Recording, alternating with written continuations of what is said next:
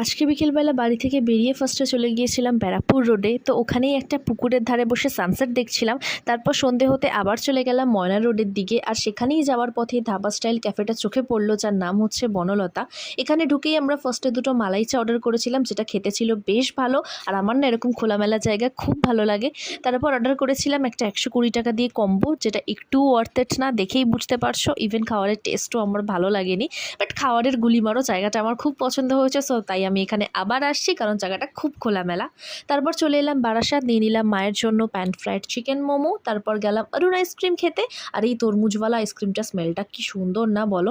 তারপর এক plastic ice cream নিয়ে চলে গেলাম বাবাকা ধাবায় রাতের ডিনার করতে। খাচ্ছিলাম আজকে পনির বাটার মশালা আর বাটার নান, সাথে কোল্ড ড্রিঙ্কস তো মাস্ট। আর এইগুলো এনেছিলাম, এই অরুণ আইসক্রিমগুলো এনেছিলাম ছোলা ভরে। আর অর্ডার দিয়ে গিয়েছিলাম বাড়ি থেকে যাওয়ার আগে ব্লিঙ্কিট থেকে একটা পিনাট বাটার আর ইমলি পপস। তো এই অর্ডারগুলো চলে এসেছিলো।